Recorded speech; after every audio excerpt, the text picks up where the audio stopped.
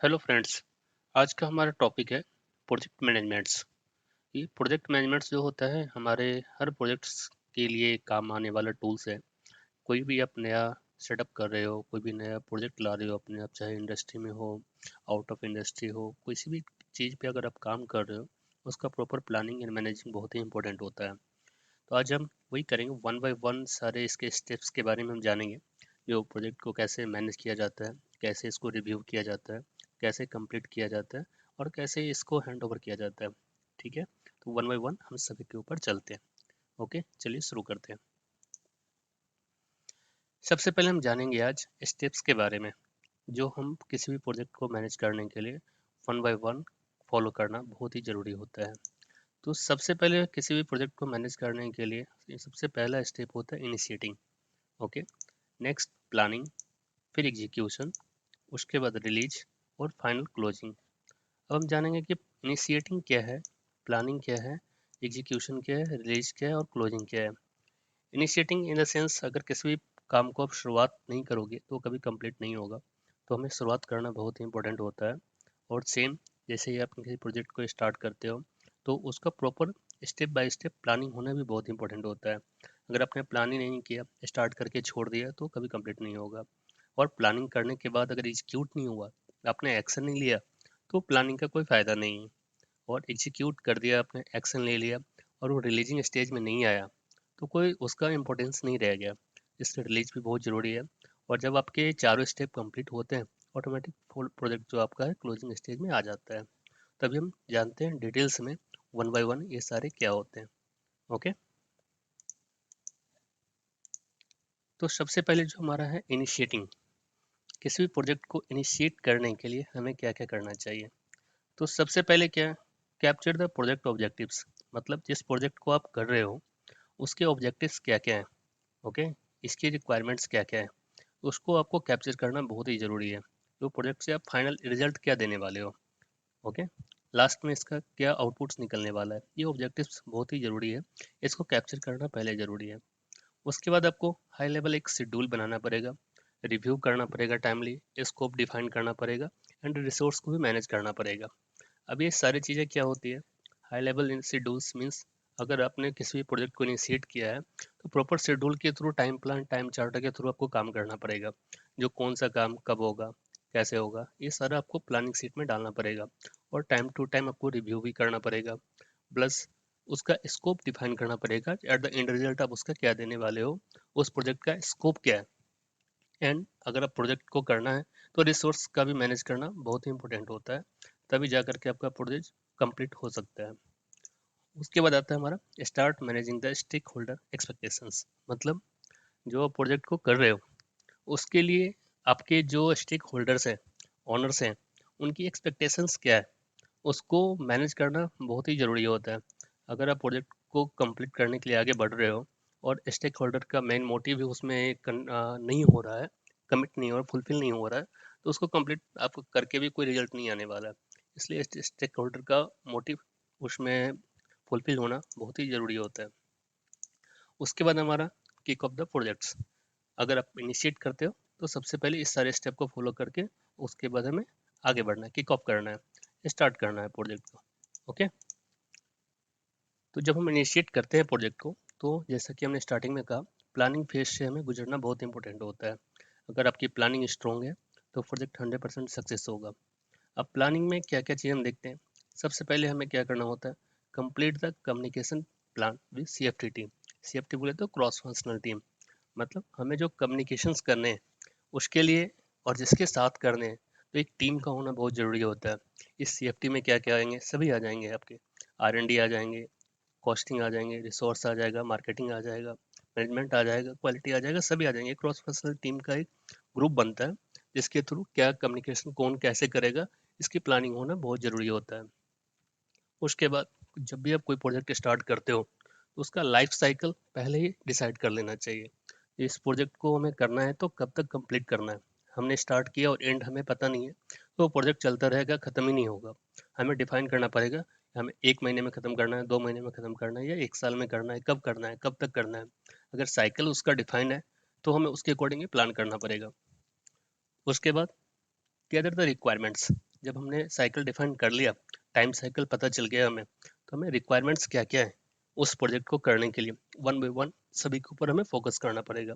Requirement in the sense, क्या हमें specific man लगेंगे, मैन पावर लगेगा, टेक्निकल पर्सन्स लगेंगे, मटेरियल्स कुछ ऐसा यूनिक लग रहा है, स्पेसिफिक मशीन्स कुछ तो नहीं है, ऐसा कुछ नया लग रहा है, ठीक है। उस प्रोजेक्ट को कंप्लीट करने के लिए टूलिंग कुछ नई तो नहीं लग रही है, नया मैथोलॉजी तो कुछ अडप्ट नहीं करना पड़ेगा। इस सारे फोरम पे हमें काम करके उसकी रिक्वायरमेंट्स को गैदर करना पड़ेगा। ये प्लानिंग फेज में ही करना होता है। उसके बाद हम रिस्क मैनेजमेंट का प्लान बनाएंगे। इस प्रोजेक्ट को मैनेज करने के लिए कहाँ कहाँ रिस्क आ सकता है। रिस्क इन द सेंस आप कह सकते हैं जनरल भाषा में जिसे हम पीएफएम करते हैं, प्रोसेस का पूरा रिस्क एनालिसिस करते हैं, इस तरह से प्रोडक्ट का भी पूरा रिस्क एनालिसिस करना होता है हमें। तो सारा रिस्क हम वन बाय वन स्टेप जब चलेंगे तो पता चलेगा कहाँ कहाँ हमें रिस्क आ सकती है, उसको किल करने के लिए क्या क्या हमें स्टेप लेना जरूरी है। ये भी प्लानिंग फेज में हमें इसे कंप्लीट करना होता है। उसके बाद अब जैसे देखिए, release the readiness checklist and commit to the projects. मतलब जब ये सारी चीज हो जाएगा तो हमें एक रेडीनेस का चेकलिस्ट बनाना है और एक कमिटमेंट जो भी हमारी है प्रोजेक्ट को कंप्लीट करने के लिए, उसको एक सीट के तौर पे कंप्लीट करके टास्क ऑर्गेनाइज करके टीम के साथ शेयर करना है। जो ये चीज हमें कंप्लीट करनी है और कब कब करनी है, ये सारे चेकलिस्ट के थ्रू हमें उस पर काम करना पड़ेगा। ओके, फिर हम आगे बढ़ते हैं। अभी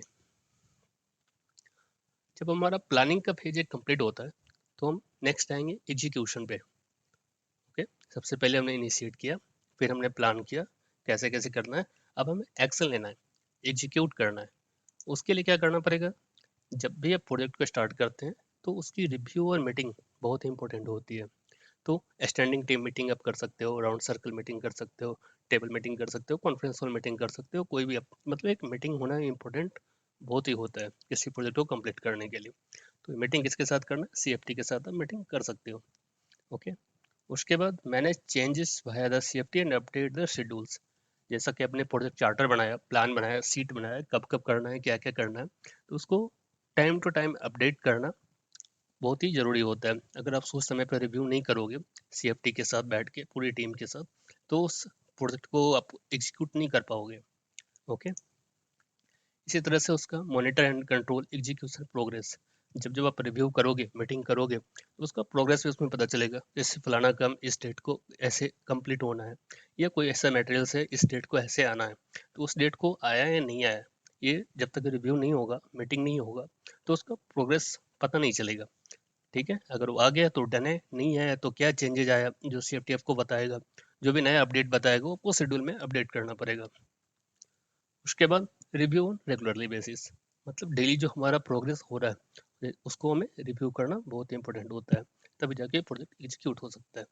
ओके, और जैसे जैसे एग्जीक्यूट हो रहा है, जैसे जैसे रिव्यू हो रहा है, जो जो प्रोग्रेस उसमें हो रहे हैं, उसे हमें क्या करना है, डेली स्टेटस अपडेट करना अपने सीट के ऊपर में।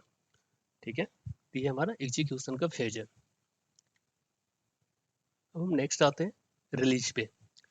जब हमने प्रॉपर इनिशिएट किया, प्लान किया, एग्जीक्यूट किया, तब हमें प्रोजेक्ट को रिलीज करना है।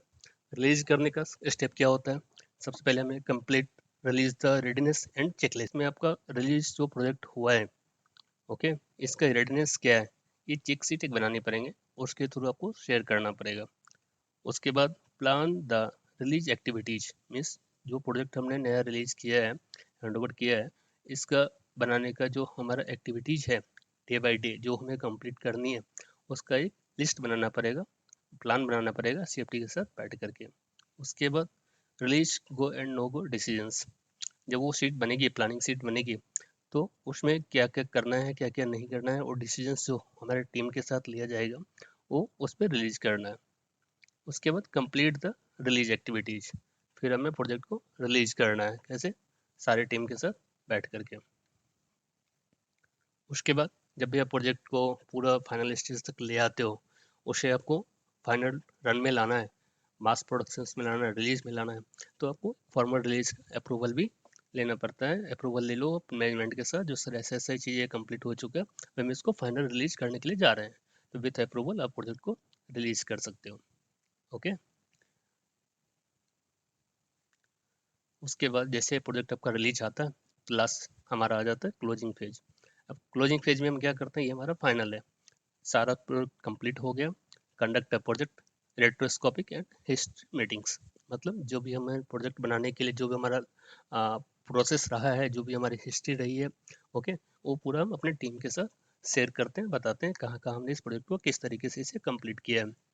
फिर disposition and left over hand over the end archive the documentations, मतलब जो भी हमने प्रोजेक्ट बनाए वो जो हम हैंड ओवर करते हैं टीम को, फर्दर टीम को, तो वो हमें हैंड ओवर करना है, प्लस हमारे इससे जुड़े हुए जितने भी डॉक्यूमेंटेशन है उसको आर्काइव करके स्टोर कर लेना है।